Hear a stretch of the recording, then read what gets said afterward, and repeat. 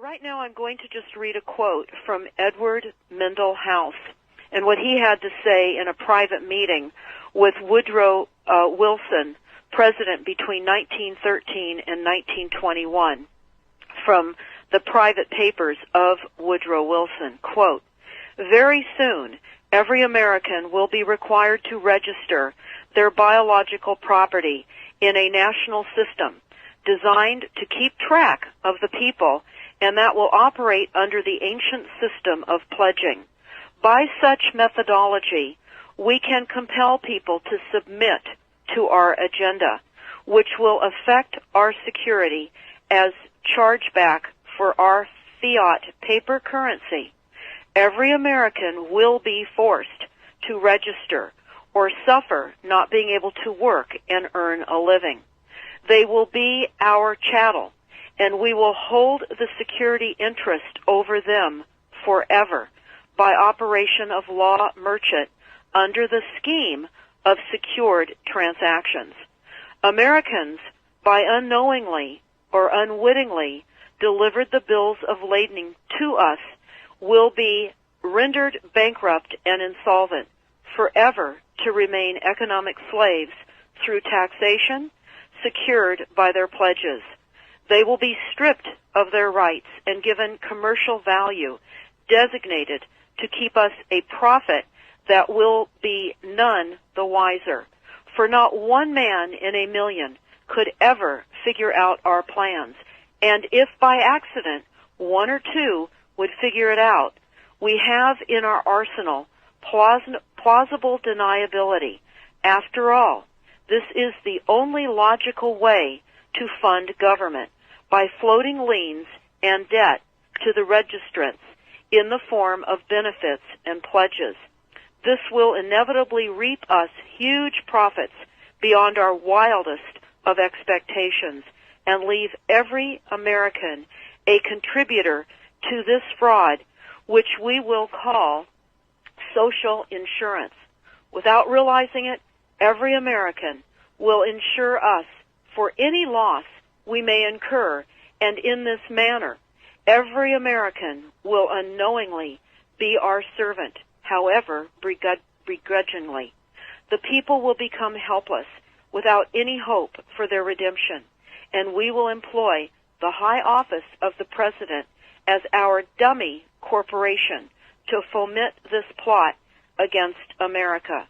Having established plausible deniability, even if people become enlightened that they had a remedy and pursued it, the attorneys, judges, and legislators could claim that they did not understand the people's claims, especially if the technical requirements for achieving it were not followed pursuant to statutory requirements, requiring the public schools to teach civics, government, and history classes out of federally approved, politically correct textbooks written by the publishing houses owned by the owners of the Federal Reserve would assure that the people would not discover the remedy for a long time, if ever.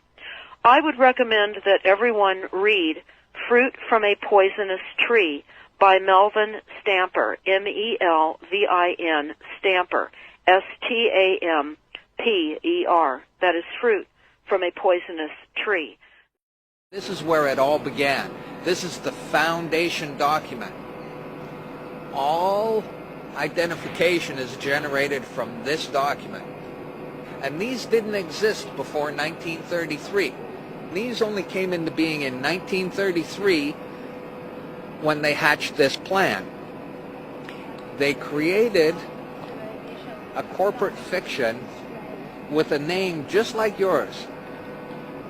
In doing this, they registered and monetized the spirit and soul of a living being. My name is spelt in all capitals here. So's yours, so's your driver's license, your health card, anything you get from the government, your name is spelt in all capital letters. And when you use any government identification, you are identifying yourself as a corporation, and you are existing within the jurisdiction of corporate law.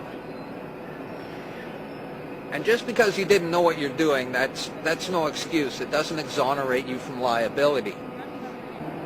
There was a bankruptcy in 1933, and the central bankers came in and said, we have a mechanism whereby you can continue to conduct commerce even though you're bankrupt and there's no money. Pledge your citizens as collateral.